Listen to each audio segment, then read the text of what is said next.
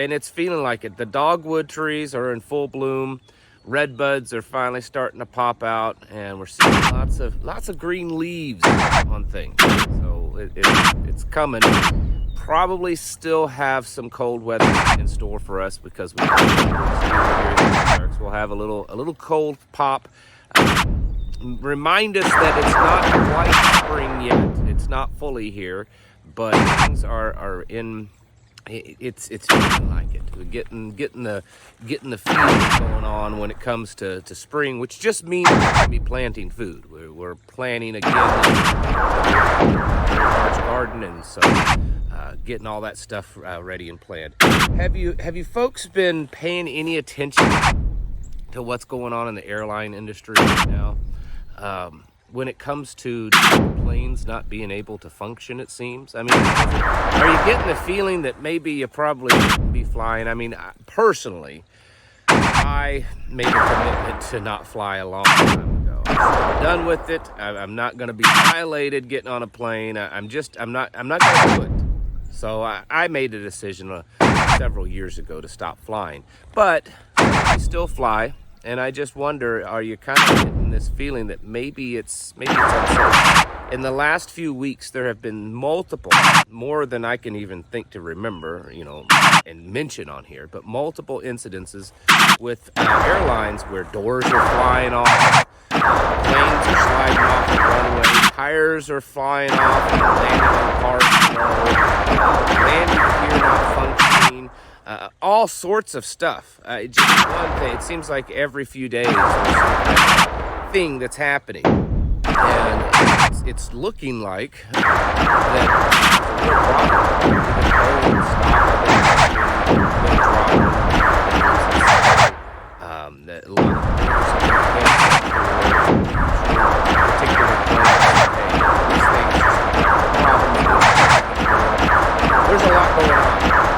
And it could just be a coincidence. It could just be that aging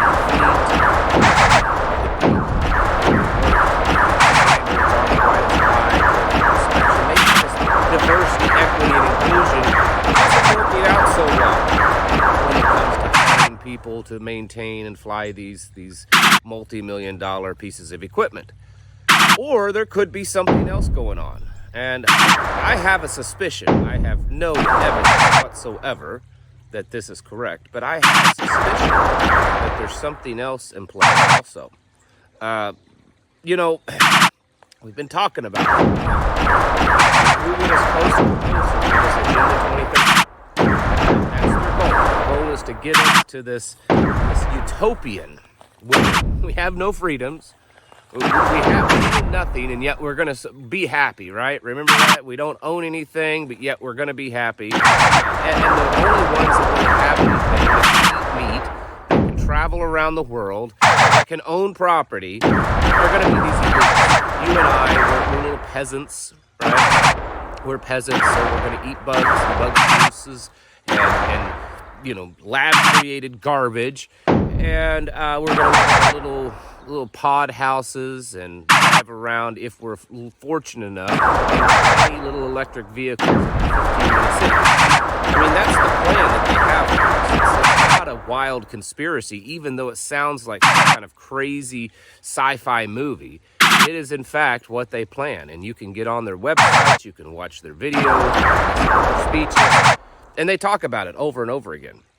One of the things that they don't like is air travel. I mean, they do a lot of air travel. When they have this Davos meeting that happens when people all meet together, there are hundreds of private jets that fly in, untold thousands and thousands and thousands of gallons of jet fuel.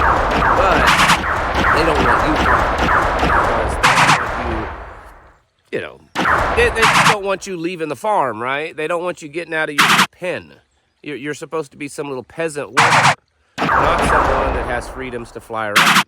And so one of their plans is to end commercial air travel or to limit it greatly. And I kind of wonder if what we're seeing happening could be part of a plan to come up with the solution, which will be to start restricting air travel because, well, it's too unsafe.